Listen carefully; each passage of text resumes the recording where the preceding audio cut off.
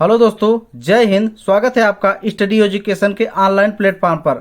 तो एसएससी क्रांति सीरीज का चौथा वीडियो आपके सामने लेकर प्रस्तुत हो रहे हैं, जो कि एसएससी एमटीएस हवलदार 2023 एग्जाम से संबंधित है। तो टीसीएस आधारित पर सारे प्रश्न हैं। ध्यान रखिए, कुल लगभग 5000 प्लस क्वेश्चनों को पूरा करने का वादा रखा गया है। तो जिसके संदर्भ में चौथा वीडियो आपके सामने, जिसमें 25 क्वेश्चन तो प्रोवाइड कराए हैं, साथ साथ उसके संबंध में अतिरिक्त एक्स्ट्रा फैक्ट भी आपको बहुत सारा दे चुके हैं।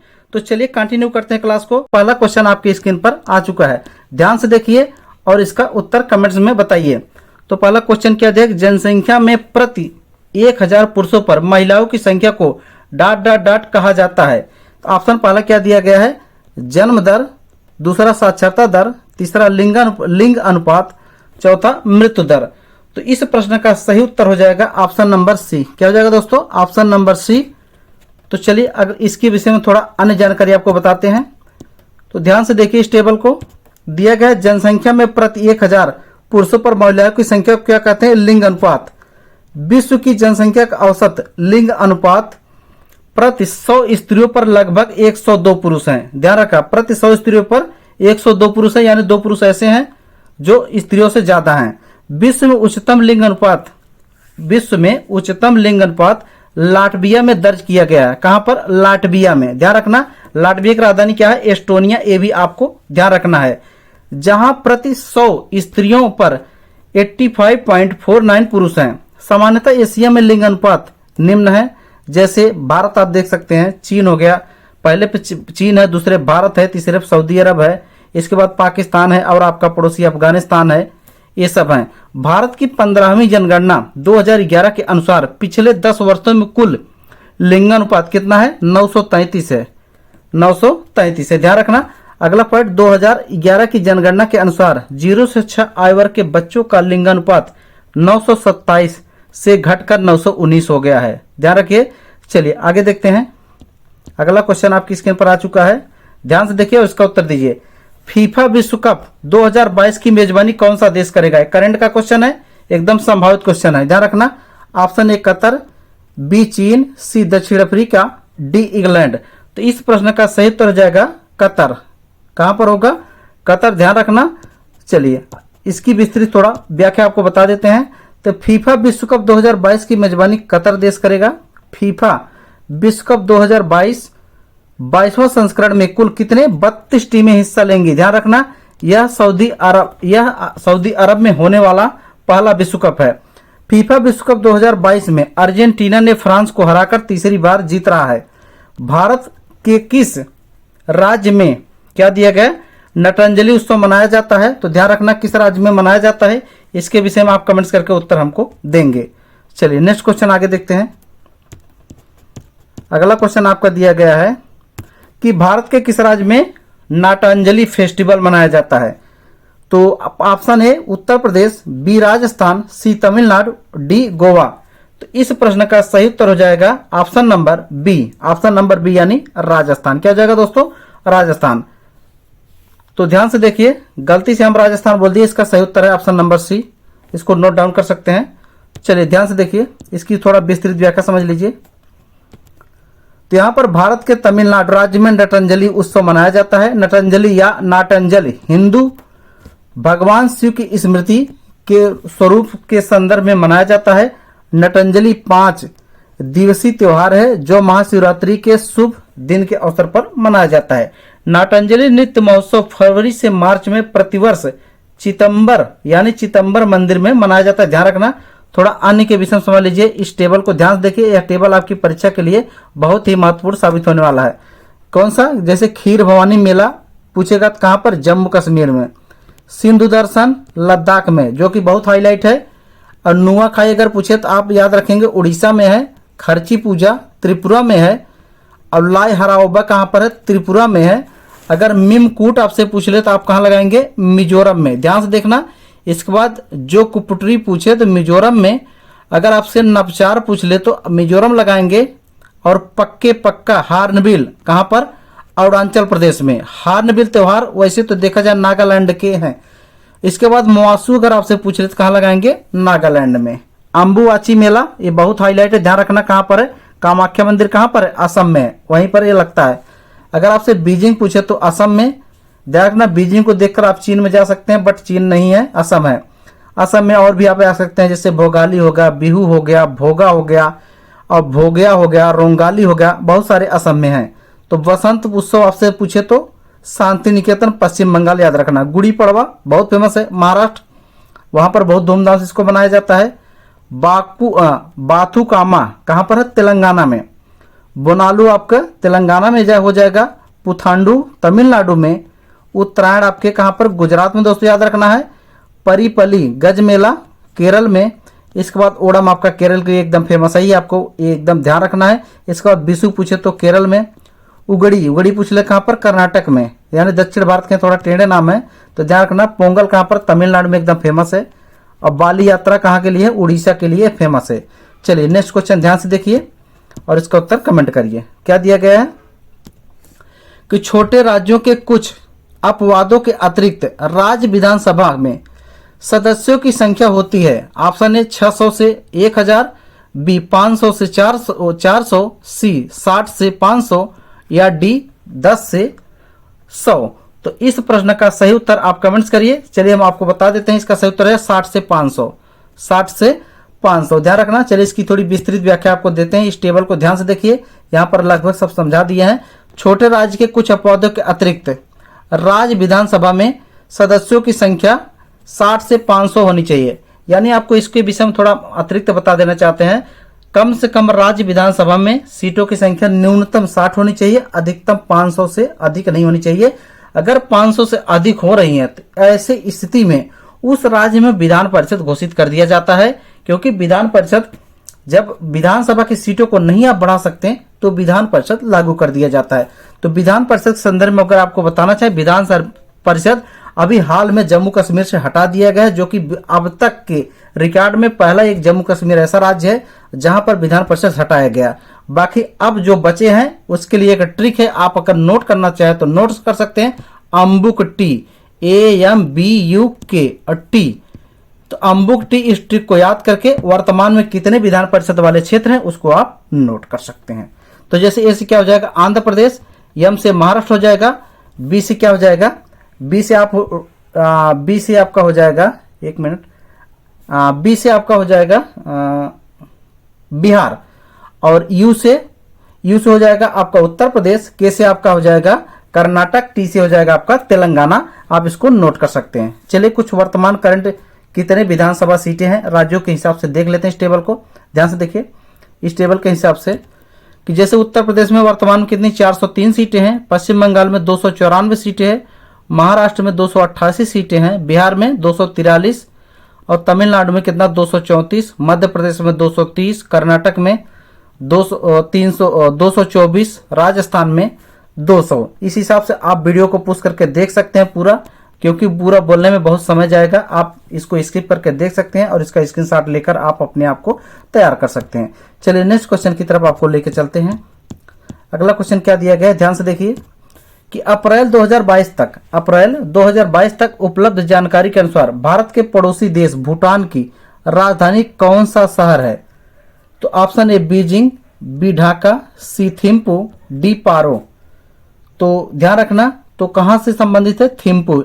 राइट आंसर क्या हो जाएगा? थिम्पू। बीजिंग चीन से संबंधित है, ढाका बांग्लादेश से संबंधित है, ये भी। चलिए इसके विषय में थोड़ा अतिरिक्त आपको बताते हैं, जिससे हर क्वेश्चन में बताते आए हैं। तो ध्यान से देखिए क्या दिया गया। अप्रैल 2022 तक उपलब्ध जानकारी के अनुसार भारत के पड़ोसी देश भूटान की राजधानी थिम्पू शहर है।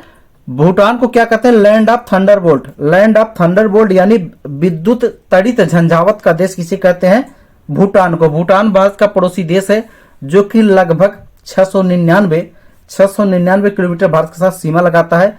अगर भूटान से संबंधित भारत के राज्य के लिए एक ट्रिक आप याद रखना, उसके लिए क्या? साब। क्या याद रखना? साब।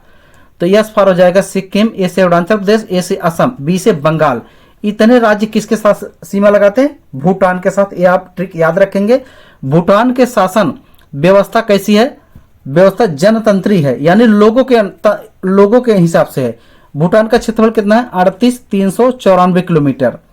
भूटान अगर पूछेगा किस प्रकार का है, एक पर्वतीय देश है जो कि हिमालय के गोद में बसा हुआ है। ध्यान रखना, इससे संबंध में जो नदियां आती हैं वो लगभग बहुत सारी नदियां आपके भारत में यानी बंगाल के क्षेत्र में आती हैं। अगला देखना, उलुंग हिमालय श्रेणी भूटान को चीन से अलग करती है। कौन सी श्रेणी? उलुंग हिमालय श्रेणी भूटान को चीन से अलग करती है।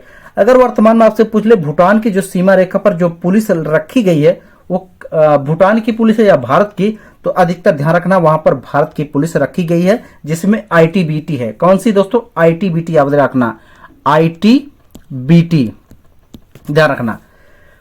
तो भूटान के अधिकांश निवासी किस जनजाति के? भूटिया जनजाति के। किसके? भूटिया जनजाति के, जो बौद्ध धर्म के अनुयायी हैं। भूटिया जनजाति किस धर्म को मानते हैं? बौद्ध धर्म को। भूटान की कुल जनसंख्या लगभग कितने? 7.54 लाख और जनसंख्या घनत्व लगभग 44 प्रति वर्ग किलोमीटर है। ये भी आप नोट कर सकते हैं। चलिए नेक्स्ट क्वेश्चन की तरफ आपको लेकर चलते हैं। ध्यान से देखिए, बोनालू देवी महाकाली की पूजा के लिए मनाया जाने वाला एक हिंदू त्योहार है। यह निम्नलिखित में से किस राज्य में मनाया जाता है? Option A Assam, B Kerala, C Madhya Pradesh, D Telangana. तो इस प्रश्न का सही उत्तर हो जाएगा ऑप्शन नंबर डी तेलंगाना। क्या हो जाएगा? तेलंगाना। चलिए इस प्रश्न के विषय में थोड़ा विस्तार से समझते हैं। ध्यान से देखिए इस टेबल को, क्या दिया गया है? बोनालू देवी महाकाली की पूजा के लिए मनाया जाने वाला हिंदू त्योहार है। कहां पर मनाया जाता है? तेलंगाना में। इसके विषय में आप बता ही चुके हैं। बोनालू देवी महाकाली की पूजा आषाढ़ महीने में अर्थात जुलाई अगस्त में मनाया जाता है। तो अगला आपके दिया गया है, बोनालू उत्सव को चंद्रशेखर राव सरकार द्वारा 2014 में, कब? 2014 में राज्य उत्सव घोषित कर दिया गया। चलिए आगे देखते हैं। ध्यान से देखिए, अगला क्वेश्चन आपका स्क्रीन पर आ चुका है। किस प्रकार की महापाषाण संरचना यानी कब्र स्मारक में कब्र के चारों ओर पत्थर के टुकड़ों को गोलाकार आकृति में स्थापित किया जाता था? तो ऑप्शन है मैनहरी, बी शैलकृत और सी आपका दिया है संगोरावृत और डी आपका दिया महापाषाण तुम्ब। क्या दिया गया? महापाषाण तुम्ब। इस प्रश्न का सही उत्तर हो जाएगा संगोरावृत। क्या हो जाएगा? संगोरावृत। चलिए थोड़ा इसकी विस्तार से आपको बताते हैं। ध्यान से देखिए, तो जैसा कि संगोरावृत महापाषाण संरचना कब्र स्मारक में कब्र के चारों ओर पत्थर के टुकड़ों को गोलाकार आकृति में स्थापित किया गया है। ये भी आपको ध्यान रखना है। महापाषाण कालीन संस्कृति के लोग अपने मृतकों के अवशेषों को सुरक्षित रखने के लिए बड़े बड़े पत्थरों का प्रयोग करते थे। किस प्रकार का? बड़े बड़े पत्थरों का प्रयोग करते थे और ये बहुत सारे अंत्येष्टि का भी प्रयोग करते थे। ध्यान रखना। तो ध्यान रखना, नवपाषाण युगीन संस्कृति के पश्चात सुदूर दक्षिण में महापाषाण युगीन संस्कृति का उद्भव हुआ था। दक्षिण भारत के पुरातत्व स्थलों में जैसे ब्रह्मगिरी आप ले सकते हैं, मास्की ले सकते हैं, पुटकोदई लिख सकते हैं और चिंगलपुत लिख सकते हैं। महापाषाण कालीन समाधियां, बहुत सारी चीज हैं। प्रायः सभी पाषाणों का निर्माण ऊंची ऊंची पहाड़ियों पर किया गया है। इसके नीचे या अधिक तालाब पाए गए हैं। इसका कारण था कि वो लोग ऊपर इसलिए रहते थे ताकि अपने आप को सुरक्षित बना सकें। गार्डन चाइल्ड का अनुमान है कि महापाषाण युगीन समाधियां किसी अंधविश्वास संबंधी अनुष्ठिक अथवा धार्मिक उद्देश्य से बनाए जाते थे। समाधियों की खुदाई में विविध प्रकार के लौह उपकरण जैसे काले लाल मृदभांड भी मिले हैं। मृदभांड समझते हैं? मिट्टी का बर्तन मृदभांड को कहते हैं। नेक्स्ट क्वेश्चन ध्यान से देखिए, क्वेश्चन नंबर 8वां है। क्वेश्चन नंबर 8वां है, मानव शरीर में निम्नलिखित में से कौन सी ग्रंथि अग्नि पित्त रस स्रावित करती है? तो ऑप्शन ए है पीनियल, बी पीयूषिका, सी यकृति, डी अग्नाशय। तो इस प्रश्न का सही उत्तर हो जाएगा ऑप्शन नंबर सी यकृति। क्या हो जाएगी? ऑप्शन नंबर सी यकृति। चलिए इसके विषय में थोड़ा डिटेल्स आपको बताते हैं। ध्यान से देखिए कि मानव शरीर में यकृत अंग पित्त रस स्रावित करता है। ध्यान रखना, पित्त रस की प्रकृति कैसी होती है? क्षारी। कैसी होती है? क्षारी अम्ल क्षार के विषय में अगर आपको बताना चाहें तो जिस पदार्थ का पोटेंशियल ऑफ हाइड्रोजन, पीएच मान मतलब पोटेंशियल ऑफ हाइड्रोजन, जिसमें हाइड्रोजन की मात्रा अगर देखेंगे कितनी, हाइड्रोजन की मात्रा अगर 7 तक है, 7 है तो वो उदासीन होगा। अगर 7 से कम है तो, अगर 7 है तो उदासीन होगा, 7 से कम है तो ये अम्लीय होगी और 7 से अधिक है तो क्षारी होगी। ध्यान रखना, अगर यह क्षारी प्रकृति का रहा तो इसका 7 से अधिक होगा पोटेंशियल ऑफ हाइड्रोजन, ये आपको ध्यान रखना है। तो पित्तवड़क बिलिरुबिन तथा बिलिवर्डिन हीमोग्लोबिन के विघटन से बनते हैं, ये भी आपको याद रखना है। और नेक्स्ट पॉइंट याद रखना है, हिपेरिन नामक प्रोटीन का निर्माण यकृत में होता है, ये मोस्ट हाईलाइट है, ध्यान रखना। यकृत में किस प्रोटीन का निर्माण होता है? हिपेरिन। किसका? हिपेरिन, ये आपको याद करना है। नेक्स्ट देखिए ध्यान से, अगला क्वेश्चन आपकी स्क्रीन पर आ चुका है। भारत में इनमें से किस संस्था द्वारा 1 रुपए के करेंसी नोट और सिक्के निर्गत किए जाते हैं? बहुत हाईलाइट क्वेश्चन है, ध्यान देखिए। भारतीय औद्योगिक वित्त निगम, वित्त मंत्रालय, central bank of India, imperial bank of India. Most important है, तो इस प्रश्न का सही उत्तर हो जाएगा ऑप्शन नंबर ए। क्या हो जाएगा? ऑप्शन नंबर ए। तो चलिए थोड़ा अतिरिक्त देखते हैं इसके बारे में, ध्यान से देखिए इस टेबल को, कि भारत में वित्त मंत्रालय संस्था द्वारा 1 रुपए के करेंसी नोट और सिक्के निर्गत किए जाते हैं।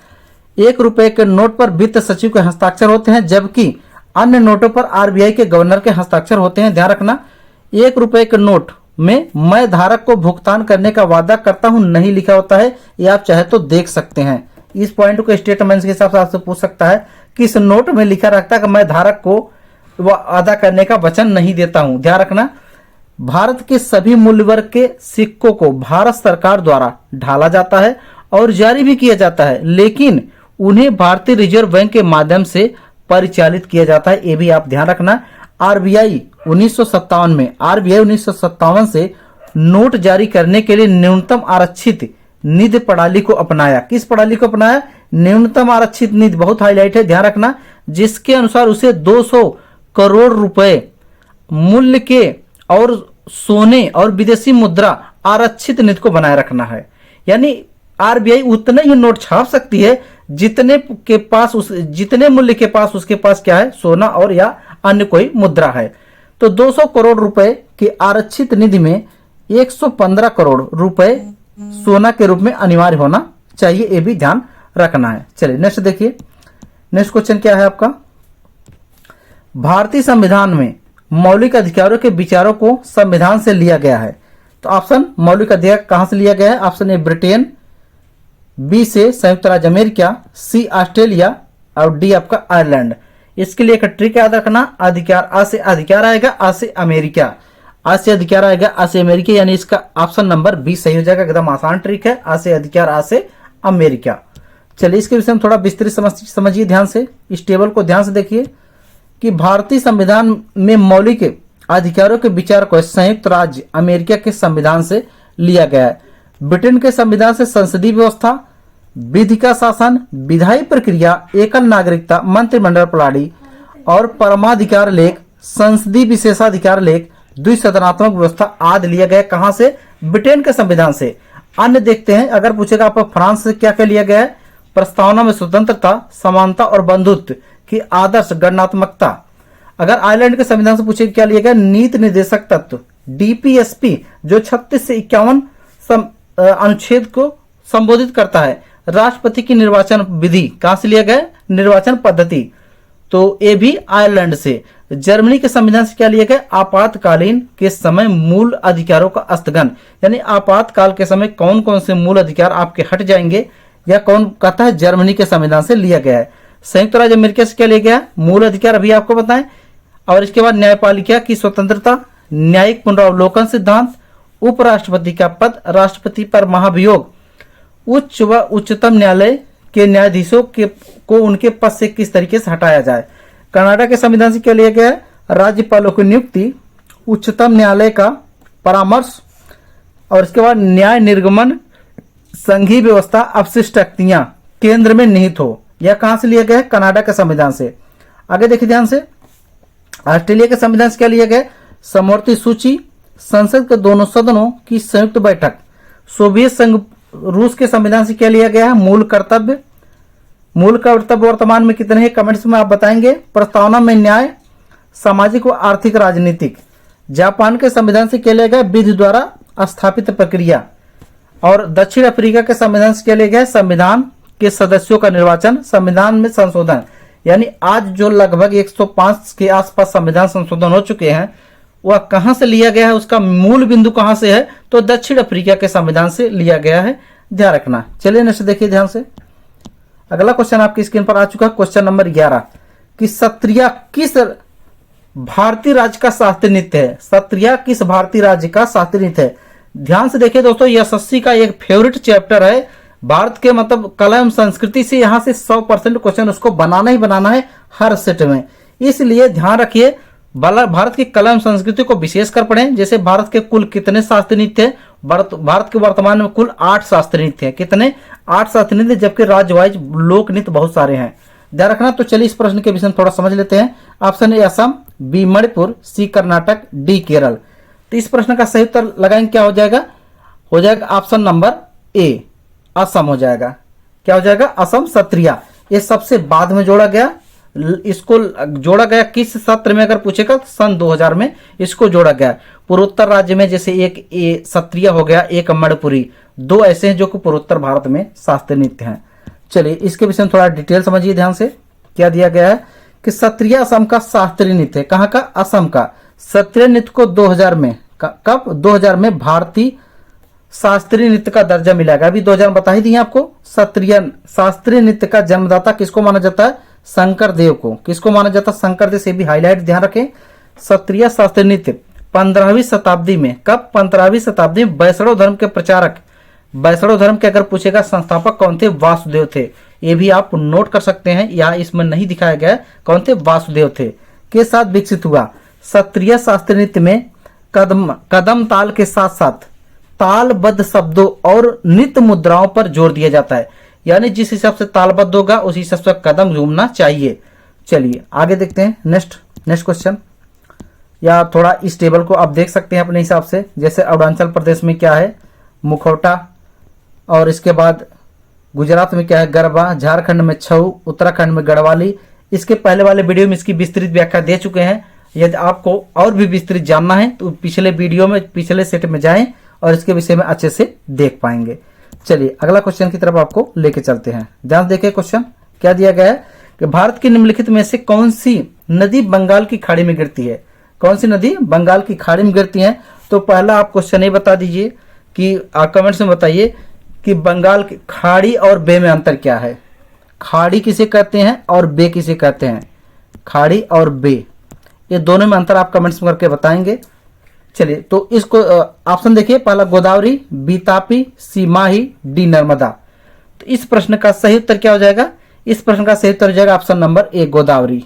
और बाकी ये जो तीनों नदियां हैं, तापी, माही या नर्मदा, ये कहां पर गिरती हैं? अरब सागर में। कहां पर गिरती हैं? अरब सागर में। अरब सागर में गिरने वाली लगभग 99% नदियां, आपको याद रखना दोस्तों, एस्चुरी का निर्माण करती हैं। किसकी? एस्चुरी। अगर आपको एस्चुरी और डेल्टा के विषय में बेसिक अंतर समझना हो तो एस्चुरी मतलब ऊंचाई से गिरती है नीचे और डायरेक्ट गार्ज के रूप में, गार्ज का यानी गड्ढे का निर्माण करती हैं, उसमें बुलबुले की तरह फैल जाती हैं। और जबकि अगर डेल्टा की बात करें, डेल्टा मतलब एक त्रिभुजाकार क्षेत्र में। अभी आप उदाहरण आपको एक बेसिक समझाना प्रयास करेंगे। जैसे आप एक बाल्टी पानी ले लीजिए और सामने समतल भूमि पर फेंक दीजिए, तो सामने की तरफ फेंकेंगे तो एक त्रिभुज की तरह आकृति बनेगी। उसी तरह के आकृति नदियां बनाती है कहां पर? महासागरों के क्षेत्रों में। तो वही उसी को कहते हैं डेल्टा। ध्यान रखना, ऐसी डेल्टाई क्षेत्र भारत के पूर्वी घाट पर, यानी बंगाल की खाड़ी में जितनी लगभग नदियां गिरती है, 99% नदियां एक इसका निर्माण करती है, डेल्टा का। ये भी आप नोट कर लेना। चलिए नेक्स्ट क्वेश्चन देखिए ध्यान से। थोड़ा इसके विषय में विस्तृत समझ लीजिए, इसके बाद और बताते हैं। भारत की गोदावरी नदी बंगाल की खाड़ी में गिरती है, अभी जो बता चुके इसका थोड़ा समझ लीजिए। गोदावरी नदी प्रायद्वीपीय भारत की सबसे बड़ी नदी है। इसकी लंबाई 1465 किलोमीटर है। कितना? 1465 किलोमीटर। गोदावरी नदी महाराष्ट्र के नासिक जिले में पश्चिमी घाट से निकलती है। आंध्र प्रदेश तट पर बंगाल की खाड़ी में गिर जाती हैं। गोदावरी की सहायक नदियां कौन कौन सी हो जाएंगी? याद रखना, परवदा हो गया, पूर्णा हो गया, पेनगंगा हो गया, वैनगंगा हो गया, वर्धा हो गया, प्रहिता हो गया, इंद्रावती हो गया, मानेर या सबरी। ये सब किसकी सहायक नदी है? गोदावरी की। गोदावरी नदी बंगाल की खाड़ी में गिरने से पहले 120 किलोमीटर चौड़ा डेल्टा बनाती है। ध्यान रखना, बहुत जबरदस्त 120 किलोमीटर चौड़ा डेल्टा बहुत बड़ा होता है। चलिए नेक्स्ट देखते हैं इस टेबल को। ध्यान से देखिए, इस टेबल में नदियों को बारे में दर्शाया गया है। अभी जो हम आपको बता रहे हैं, इस क्षेत्र है, ये पश्चिम बंगाल, ये बंगाल की खाड़ी का क्षेत्र है। इस क्षेत्र में जितनी भी नदियां गिरती हैं, जैसे आपने देखा यहाँ पर कौन सी नदी है? महानदी हो गया, गोदावरी हो गया, कृष्णा हो गया और कावेरी हो गया। ये सारी नदियां किस चीज का? डेल्टा का निर्माण करती हैं। और यहाँ से देखें आप, ये वाली गंगा नदी है और इधर कौन सी है आपकी ब्रह्मपुत्रा नदी। गंगा और ब्रह्मपुत्रा का संयोग से बहुत बड़ा डेल्टा बनता है, जो कि विश्व का सबसे बड़ा नदी डेल्टा है। कौन सा? सुंदरबन डेल्टा। कौन सा दोस्तों? सुंदरबन डेल्टा। गंगा और पूछेगा ब्रह्मपुत्रा के संगम को क्या कहते हैं? गंगा और ब्रह्मपुत्रा के संगम कहते हैं मेघना। क्या कहते हैं? मेघना। अगर गंगा भारत से बाहर जैसी प्रवेश करती है बांग्लादेश में, उसको किस नाम से इंगित किया जाता है? तो उसको पद्मा कहते हैं। गंगा को पद्मा और ब्रह्मपुत्रा को क्या कहते हैं? जमुना। पद्मा और जमुना का संयोग से क्या बनता है? मेघना। ध्यान रखना। तो इस तरीके से आप, जैसे इस सागर में, अगर अरब सागर में जो भी नदियां गिर रही इस क्षेत्र से, ये किस चीज का निर्माण करती है? एस्चुरी का। कारण है कि अरब सागर के जो भी क्षेत्र में राज्य बसे हुए हैं अरब सागर से सटे, वो काफी ऊंचाई पर बसे हुए हैं। चलिए नेक्स्ट क्वेश्चन देखिए ध्यान से। क्वेश्चन नंबर कौन सा आपका आ गया? Question number 13। क्वेश्चन नंबर 13 ध्यान से देखिए क्या दिया गया है कि निम्नलिखित भारतीय नर्तकियों में से कौन भारतीय इतिहास की पहली महिला थी जिन्हें राज्यसभा के सदस्यों के रूप में नामित किया गया था?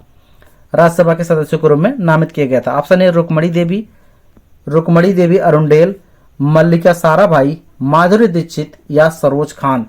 तो इस प्रश्न का सही उत्तर क्या हो जाएगा? Option number A Rukmini Devi Arundale. क्या हो जाएगा? रुक्मणी देवी अरुणडेल। थोड़ा डिटेल समझिए इसका कि भारतीय नर्तकियों में रुक्मणी देवी अरुणडेल भारतीय इतिहास की पहली महिला थी जिन्हें राज्य विधानसभा के सदस्य के रूप में शामिल किया गया। रुक्मणी देवी अरुणडेल भारतीय शास्त्रीय नृत्य भरतनाट्यम से संबंधित है। भरतनाट्यम कहां से संबंधित है? ये राज्य आपका तमिलनाडु में। कहां से दोस्तों? तमिलनाडु। भरतनाट्यम। रुक्मणी देवी को वर्ष 1956 में पद्म भूषण से सम्मानित किया गया। भारत के अच्छे सम्मान से सम्मानित किया गया पद्म भूषण से। चलिए नेक्स्ट देखिए ध्यान से। अगला क्वेश्चन आपकी स्क्रीन पर आ चुका है। इनमें किसने टोक्यो ओलंपिक 2020 में भाला फेंक स्पर्धा में भारत के लिए स्वर्ण पदक प्राप्त किया? Option A Neeraj Chopra, B Sumit Antil, C Shivpal, D Ajit Singh Yadav. तो इस प्रश्न का सही उत्तर क्या हो जाएगा? Option number A Neeraj Chopra. Neeraj Chopra भाला फेंक खिलाड़ी हैं, ध्यान रखना। चलिए इसके विषय में थोड़ा डिटेल समझ लीजिए। नीरज चोपड़ा टोक्यो ओलंपिक 2020 में भाला फेंक स्पर्धा में भारत के लिए स्वर्ण पदक जीता था। Neeraj Chopra Tokyo Olympic 87.58 metre भाला फेंका था, यानी काफी दूर फेंका था। नीरज चोपड़ा टोक्यो ओलंपिक में स्वर्ण पदक जीतने वाले पहले भारतीय ट्रैक और फील्ड एथलीट बन गए। नीरज चोपड़ा का संबंध किस राज्य से है? तो याद रखना आपका हरियाणा। कहां से? हरियाणा से संबंध याद रखना है। तो चलिए नेक्स्ट देखिए ध्यान से। तो नेक्स्ट आपका हो गया मैं सभी निर्जीव घटक डॉट में लिखा गया है मैं सभी निर्जीव घटक शामिल होते जैसे हवा, बादल, धूल, भूमि, पहाड़, नदियां, तापमान, जल, वाष्प, रेत इत्यादि। तो ऑप्शन क्या दिया गया है? जैविक वातावरण, अजैविक वातावरण, कृत्रिम वातावरण या स्वास्थ्य वातावरण। तो इस प्रश्न का सही उत्तर क्या हो जाएगा? अजैविक वातावरण। क्या हो जाएगा दोस्तों? अजैविक वातावरण। चलिए इसके विषय में थोड़ा डिटेल समझते हैं। तो ध्यान से देखिए इस टेबल को। अजैविक वातावरण के सभी निर्जीव घटक शामिल हैं जैसे हवा, बादल, धूल, भूमि, पहाड़, नदियां, तापमान, आर्द्रता, जल, वाष्प, रेत इत्यादि। पारिस्थितिकी तंत्र के अजैविक घटक को भौतिक कारक यानी अकार्बनिक और कार्बनिक कारक में बांटा गया है। भौतिक कारक के अंतर्गत क्या आ जाएगा? तापमान, आर्द्रता, प्रकाश, वायुमंडलीय दाब ये शामिल हो सकते हैं। और अकार्बनिक कारक के अंतर्गत जैसे आपका जल हो गया, वायुमंडल हो गया, और इसके बाद मिट्टी, खनिज, चट्टान, इनको शामिल कर सकते हैं। कार्बनिक कारक के अंतर्गत क्या शामिल कर सकते हैं? अंतर्गत जैसे प्रोटीन हो गया, कार्बोहाइड्रेट हो गया, वसा हो गया, इसको किसके अंतर्गत शामिल कर सकते हैं? कार्बनिक के। कार्बनिक का कार्बनिक बेसिक अंतर समझ लीजिए, जिसमें कार्बन पाया जाए या जिसमें कार्बन न पाया जाए, वो भी गैसीय रूप में नहीं, तत्व के रूप में। ध्यान रखना, जिसमें तत्व के रूप में कार्बन पाया जाए उसे कार्बनिक कारक कहेंगे, जिसमें तत्व के रूप में कार्बन न पाया जाए उसको अकार्बनिक कहेंगे। जैसे आपको उदाहरण के लिए CO2 कह दे तो क्या कार्बनिक में आएगा? अकार्बनिक में। तो यह अकार्बनिक में आएगा, क्योंकि यहाँ CO2 में जो कार्बन है गैसीय रूप में है, इस वजह से इसको हम अकार्बनिक में रखते हैं, कार्बनिक में नहीं रखते हैं। ध्यान रखना। चलिए नेक्स्ट क्वेश्चन आप देखिए ध्यान से। नेक्स्ट क्वेश्चन क्या दिया गया आपका? ध्यान से देखिए। निम्नलिखित में से किस तत्व की परमाणु त्रिज्या सबसे अधिक है? परमाणु त्रिज्या सबसे अधिक है। ऑप्शन है लिथियम, बी नाइट्रोजन, सी कार्बन, डी बोरेलियम। तो इस प्रश्न का सही उत्तर क्या हो जाएगा? ऑप्शन नंबर ए लिथियम। क्या हो जाएगा दोस्तों? लिथियम आपको याद रखना है। चलिए ध्यान से देखिए, तो इसके विषय में थोड़ा समझाते हैं आपको। इस टेबल को ध्यान से देखिए। लिथियम तत्व की परमाणु त्रिज्या सबसे अधिक होती है, सबसे अधिक होती है। ध्यान देखना, इस टेबल को परमाणु या आवर्त दिया गया है, परमाणु त्रिज्या दिया गया है। तो लिथियम की 152 है, बेरियम की 111 है, इसके बाद इसकी भी 88 है, कार्बन की 77 है, या नाइट्रोजन की आप 70 देखेंगे, ऑक्सीजन की आपके 74 है, इस तरीके से फास्फोरस की आप देखेंगे 72 है। इस तरीके से आप इस टेबल को देखिए और इसको नोट कर सकते हैं। चलिए नेक्स्ट देखते हैं। आपका नेक्स्ट क्वेश्चन आपका क्या दिया गया है कि 2021 आईसीसी पुरुष T20 विश्व कप में खेले गए मैचों की मेजबानी इनमें से किस देश ने की थी? मिस्र और इथियोपिया, ऑप्शन ए, बी संयुक्त राज्य अमीरात और ओमान, बांग्लादेश और श्रीलंका, भारत और बांग्लादेश। तो इस प्रश्न का सही उत्तर हो जाएगा संयुक्त राज्य अमीरात और ओमान, संयुक्त राज्य अमीरात और ओमान। चलिए डिटेल समझते हैं, ध्यान से देखिए क्या दिया गया है। बी ऑप्शन है सही है। 2021 आईसीसी पुरुष T20 विश्व कप में खेले गए मैचों की मेजबानी संयुक्त राज्य अमीरात और ओमान ने की थी। आईसीसी पुरुष T20 विश्व कप 2021 का विजेता कौन रहा? ऑस्ट्रेलिया। ये भी आप याद रखना है। आईसीसी T20 विश्व कप 2021 का फाइनल मैच ऑस्ट्रेलिया और न्यूजीलैंड के बीच खेला गया था, ये भी आपको ध्यान रखना है। आईसीसी T20 विश्व कप 2022 में इंग्लैंड ने पाकिस्तान पर दी जीत दर्ज की है। चलिए नेक्स्ट देखिए ध्यान से। नेक्स्ट क्वेश्चन आपका आ चुका है कि समुद्री जल के ऊपर लगभग ऊर्ध्वाधर उठे हुए ऊंचे शैली तटों को क्या कहते हैं? ऊंचे शैली तटों को क्या कहते हैं? ऑप्शन ए समुद्री मेहराब, बी गोखुर, सी समुद्र भृगु और डी आपका समुद्री गुफा। ये बहुत अच्छा क्वेश्चन है, ध्यान से देखिए और इसका उत्तर कमेंट्स में आप हमको बताएंगे। तो इस प्रश्न का उत्तर आशा करते हैं आप दे चुके होंगे। तो क्या हो जाएगा? ऑप्शन नंबर सी समुद्र भृगु। क्या कहते हैं? समुद्र भृगु। चलिए इसके विषय में थोड़ा डिटेल से आप समझिए कि जल के ऊपर ऊर्ध्वाधर उठे हुए ऊंचे शैल को क्या कहते हैं? समुद्र भृगु यानी सी क्लिफ कहते हैं। इसका निर्माण चूंकि तरंग द्वारा अपर्दन के कारण होता है, अपर्दन कटाव छटाव के कारण होता है। क्लिक का निर्माण चट्टान के प्रकार, संरचना, स्वभाव और सागरी अपर्दन यानी भूस्पष्टी अनाच्छादन के सापेक्षित रूप पर आधारित होता है। विभिन्न प्रकार की शैल यानी जैसे आप ग्रेनाइट कर सकते हैं, बेसाल्ट कर सकते हैं, लाइमस्टोन हो गया, बलुआ पत्थर हो गया, रूपांतरित, ये सब शैल हैं। ध्यान रखना आदि में निर्मित क्या होता है? क्लिफ का आकार यानी विस्तार एवं भिन्न रूप में होता है। तटीय मैदान में क्या होता है? तटीय मैदान में आप देखेंगे क्या हो जाएगा? ढलुआ तट। क्या हो जाएगा? ढलुआ तट। सिर्फ मतलब जैसे धाराएं या तरंग अपने अपर्दन द्वारा चट्टान के तट के आधार पर प्रवाह करती हैं। ये भी आप ध्यान रखना है। क्लिप के आधार पर तरंग स्थल की ओर अधिक कटाव कर लेती है, ये भी आप याद रखना है। और जैसे एक और आसान भाषा में आपको समझाने का प्रयास करें, इसका निर्माण जैसे कटाव छटाव के यानी जिसको अपर्दन कहते हैं। अभी जैसे बरसात का पानी आपको किसी क्षेत्र में बह रहा है, वहां पर कुछ मिट्टियां बह गई हैं, कुछ मिट्टियां जो बची हैं वहां पर एक नुकीले रूप में धारण कर लेती है या एक खड्डे के रूप में धारण कर लेती है, उसी हिसाब से इसका निर्माण होता है। चलिए नेक्स्ट क्वेश्चन आपको लेके चलते हैं। नेक्स्ट क्वेश्चन आपका दिया है पंडित रविशंकर को 1967 इनमें से किस एल्बम के लिए ग्रैमी पुरस्कार प्राप्त हुआ? कौन सा ग्रैमी पुरस्कार? हाईलाइट ध्यान रखना। Option A full circle, B west meets east, C Shri Rangaja और डी आपका कंसर्ट फॉर बांग्लादेश। तो इस प्रश्न का सही उत्तर हो जाएगा option number B west meets east, best meets its. चलिए देखिए ध्यान से इसके विषय में थोड़ा विस्तार से। तो पंडित रविशंकर को 1967 में वेस्ट मीट्स ईस्ट एल्बम के लिए ग्रैमी पुरस्कार प्रदान किया गया था। पंडित रविशंकर एक भारतीय सितार वादक और संगीतकार थे। पंडित रविशंकर ने 1999 में भारत रत्न से सम्मानित हुए थे। पंडित रविशंकर 1986 या 1992 तक राज्यसभा के सदस्य भी मनोनीत रहे, ये भी आपको याद रखना है। चलिए नेक्स्ट क्वेश्चन ध्यान से देखिए कि अकबर का राजस्व मंत्री निम्नलिखित में से कौन था? Option A Tansen, B Birbal, C Todarmal, D Man Singh. तो इस प्रश्न का बहुत सोच समझ कर उत्तर दीजिए क्योंकि यह कई बार पूछा जा चुका है। तो इस प्रश्न का सही उत्तर क्या हो जाएगा? टोडरमल। क्या हो जाएगा दोस्तों? टोडरमल आपको याद रखना। चलिए थोड़ा डिटेल समझ लीजिए इसके विषय में। अकबर का राजस्व मंत्री टोडरमल था। जब्ती प्रथा के आधार पर टोडरमल ने 2 नए सुधार कार्यक्रम लागू किए थे। आईना ए दहसाला, आईना ए दहसाला, आईना दहसाला क्या थी? जमीन 4 श्रेणियों में बांटी गई थी, जिसे पोजल, परौती और आप चाचर या बंजर। ध्यान से ये 4 भागों में बांटी गई किसको? आईना ए दहसाला को। पोजल प्रतिवर्ष उपज वाली भूमि को कहा जाता था। परौती 1 या 2 वर्ष के लिए परती छोड़े जाने पर, यानी हम कभी कभी देखते हैं फसलों को नहीं बोते हैं, उसके लिए कुछ दिन के लिए परती छोड़ देते हैं, ऐसी भूमि को उस समय क्या कहा जाता? परौती। क्या कहा जाता? परौती, जिसको हम देसी भाषा में कहते हैं परती हो गई है।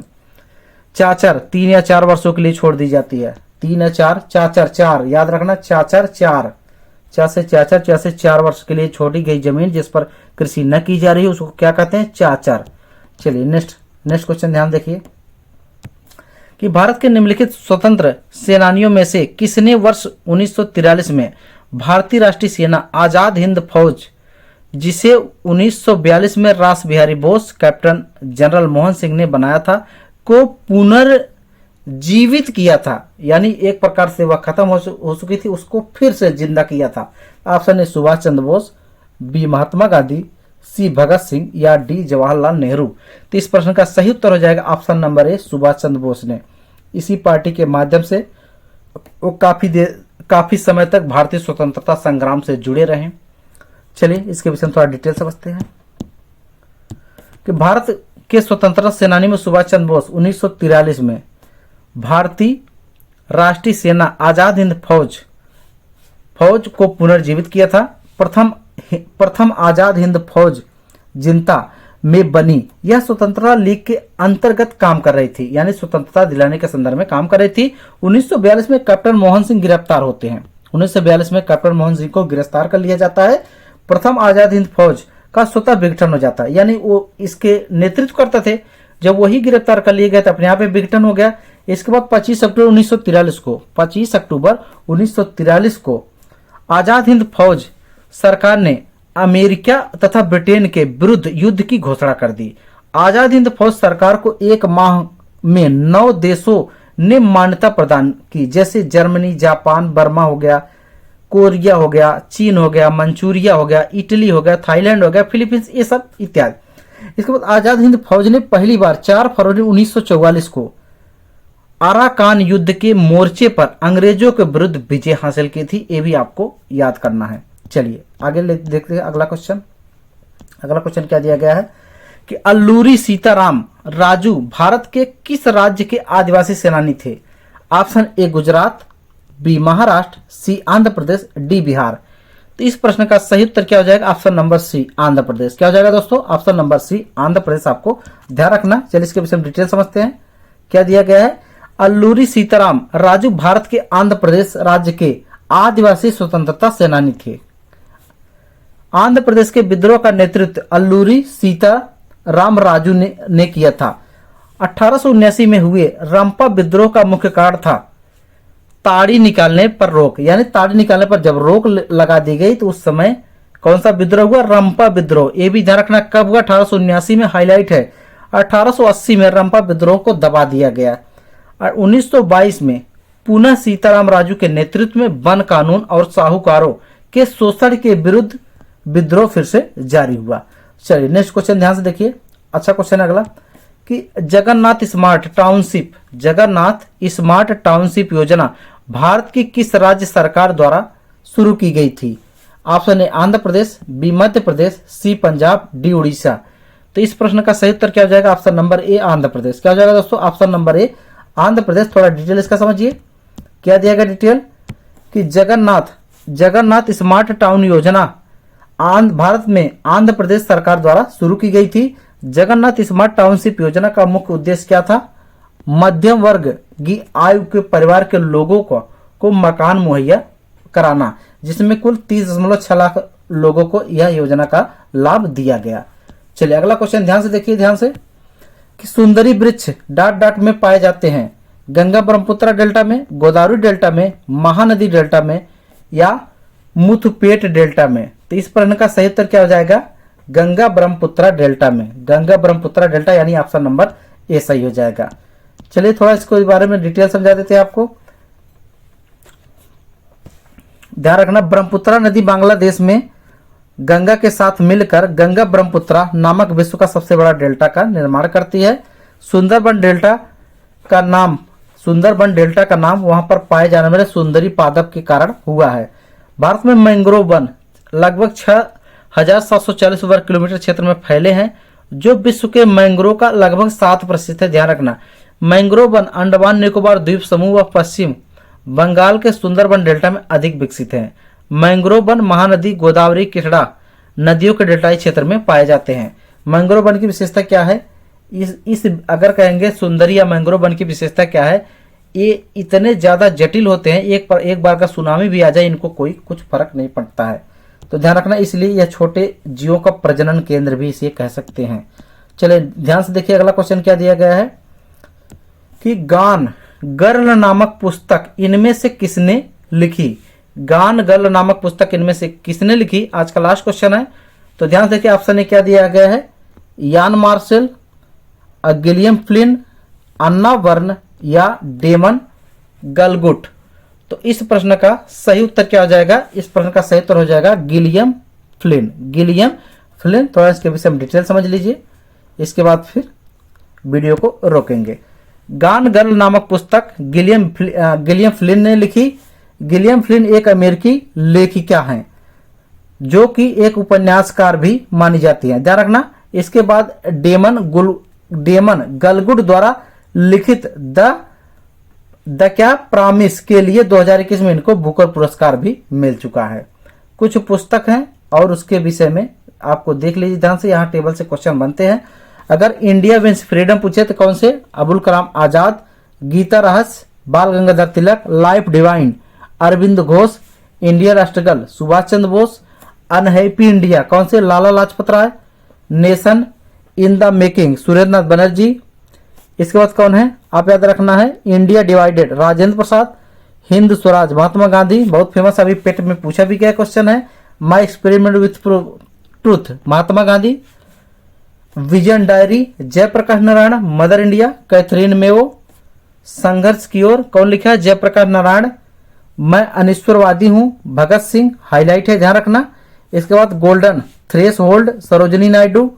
भारत की खोज, discovery of India, Jawaharlal Nehru. Divine life, Swami Shivananda. Young India, Mahatma Gandhi.